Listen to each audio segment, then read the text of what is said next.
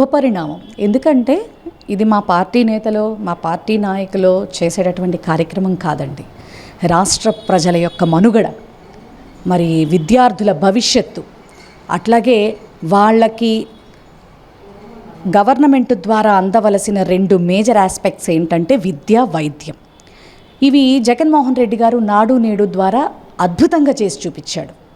దాన్ని కంటిన్యూ చేయలేక, దాన్ని ఫినిష్ చేయలేక, ఏదో ఆడలేక మధ్యలో ఓడు అన్న చందంగా వీళ్ళు ప్రెస్ల ముందుకొచ్చి యాంకరింగులు చేస్తున్నారు.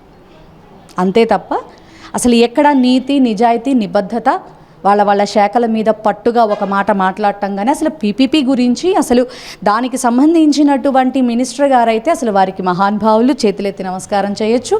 అసలు ఏమండి, అసలు ప్రజలకు వచ్చినటువంటి ఇబ్బంది ఏంటండి? పీపీపీ మరి శాసన మండలిలో వారు ఇచ్చినటువంటి వివరణ 33 years యాజ్ పర్ నార్మ్స్ ప్రకారంగా 33 years అంట. ఆ తర్వాత మళ్ళీ ఇంకొక 33 years మళ్ళీ రెన్యువల్ చేసుకునేటటువంటి అవకాశాన్ని కల్పిస్తూ పీపీపీ.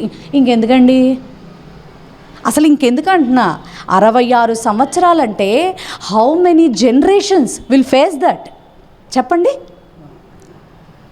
అసలు ఇంత దారుణంగా వీళ్ళు చేస్తున్నటువంటి తప్పులు ఒప్పుకొని కనీసం రెక్టిఫై చేద్దామనేటటువంటి ఇది లేకుండా ఎంత దారుణంగా వీళ్ళ బిహేవియర్స్ ఉంటున్నాయో. అందుకే కదండి హైకోర్టు వారు కూడా అసలు పోలీసు వ్యవస్థ ఎందుకు ఇంత నిర్లక్ష్యంగా పనిచేస్తోందని నిన్నగాక మొన్న అక్షింతలు కూడా వేసింది.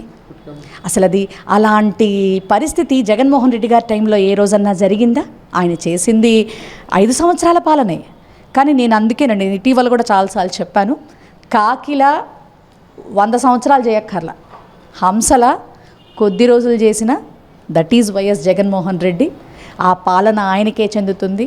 మరి రాజశేఖర్ రెడ్డి గారి తనయుడంటే మరి ఆ బ్రాండ్ క్రియేట్ చేశాడు జగన్మోహన్ రెడ్డి గారు. ఖచ్చితంగా మళ్ళీ 29 నుంచి రాజన్న పాలన, సువర్ణ పాలన, మళ్ళీ ఎప్పటికీ మా జగన్మోహన్ రెడ్డి గారు ఉన్నంత వరకు ఈ రాష్ట్ర ప్రజలకి ఎట్లాంటి ఇబ్బంది కలగకుండా మంచి పాలన అయితే ఖచ్చితంగా అందుతుంది. దానికి నిదర్శనంగానే ఈ కోటి సంతకాల సేకరణ.